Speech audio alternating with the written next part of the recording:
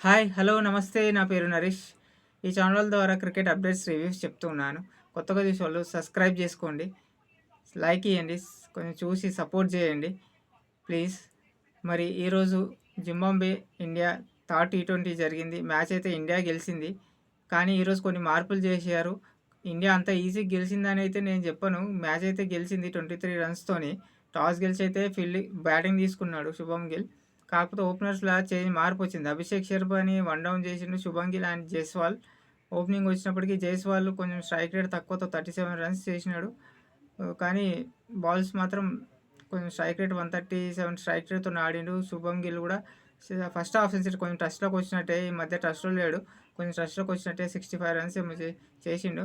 కానీ Abhishek Sharma one down వచ్చిండు, 10 runs కొట్టి అవుట్ అయింది. కానీ అభిషేక్ శర్మనే నేను అంటున్నది ఏమంటే, అభిషేక్ శర్మనే ఓపెనింగ్ రావాలి. ఓపెనింగ్ వస్తేనే స్కోర్ ఆ 6 ఓవర్ పవర్ ప్లే చాలా యూజ్ అవుతుంది.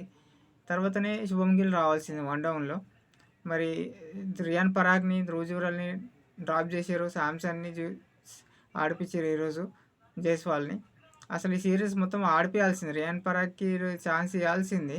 కానీ నెక్స్ట్ శ్రీలంక ఎట్లైనా సిరీస్ ఉంది. శ్రీలంక బంగ్లాదేశ్ టూర్ కూడా ఉంది కాబట్టి వీళ్ళకి ఛాన్స్ ఇవ్వాల్సింది. ఎట్లైనా సిరీస్ ఇది గెలిచిపోతారు. ఇంకా మిగతా 2 T20లు కూడా ఎట్లైనా గెలిచిపోతారు. మరి ఈరోజు బ్యాటింగ్ విషయానికొస్తే అంతా జింబాబ్వే ఫీల్డింగ్ పెద్ద మైనస్. జింబాబ్వే ఫీల్డింగ్ రన్స్ చాలా ఇచ్చారు. క్యాచెస్ డ్రాప్, ఫీల్డింగ్ మైనస్ వల్ల మనలో 180 స్కోర్ అయితే వచ్చింది. 180 స్కోర్ కూడా వాళ్ళైతే చేసి చేయలేరు.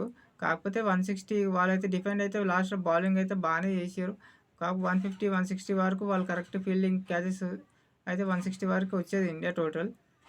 అంత సామ్సంగ్ అంత హార్డ్ హిట్టింగ్ అంతా వాళ్ళ గైక్వాడ్ వచ్చిన తర్వాత రన్స్ పెరిగింది. గైక్వాడ్‌కి 28 బాల్స్‌లో 49 రన్స్ గైక్వాడ్‌తో అయింది. గైక్వాడ్‌కి సంజు శాంసన్‌కి అయితే తాకట్లేదు, కనెక్ట్ అయితలేదు. గైక్వాడ్ రన్స్ తీసుకొచ్చింది కాబట్టి రుతురాజ్ గైక్వాడ్ ఆడిండు. ఆ 49 రన్స్ ఆ 180 స్కోర్‌కి అయితే తీసుకెళ్ళిండు.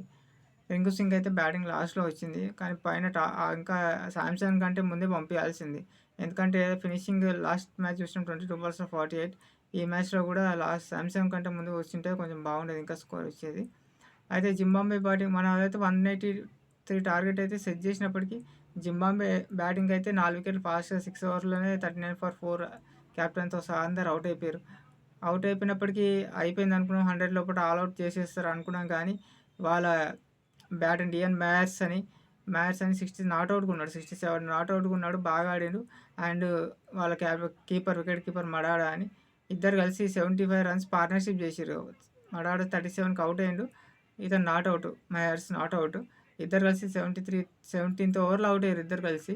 కానీ 160 తర్వాత 160 రన్స్ వరకు వచ్చి 159 వరకు వచ్చారు. మన స్కోర్ 23 రన్స్‌తోని గెలిచారు. లాస్ట్ మ్యాచ్ అయితే 100 రన్స్‌తో గెలిచారు. ఈ మ్యాచ్ అయితే చాలా తక్కువ మార్క్స్‌తోని గెలిచారు. జింబాబ్వే పర్వాలేదు, వాళ్ళిద్దరు బ్యాటర్స్ వల్ల 160 టార్గెట్ అయితే వచ్చింది. సిరీస్ ఎట్లయినా ఇండియానే గెలుస్తుంది. సింపుల్ విజయం జింబాబ్వే సిరీస్. కాకపోతే ప్లేయర్స్‌ని మార్చకుండా వాళ్ళనే ఆడిపియాల్సింది. మ్యాచ్ అయితే ఈజీ గెలుస్తారు. ఇంకా 2 మ్యాచ్‌లు ఉన్నాయి. సాటర్డే, సండే ఉంటాయి.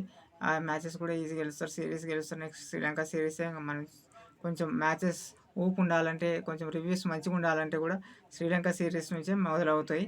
మరి అంతవరకు సబ్స్క్రైబ్ చేసుకోండి, సపోర్ట్ చేసి ఛానల్ని సపోర్ట్ చేయండి. Thank you.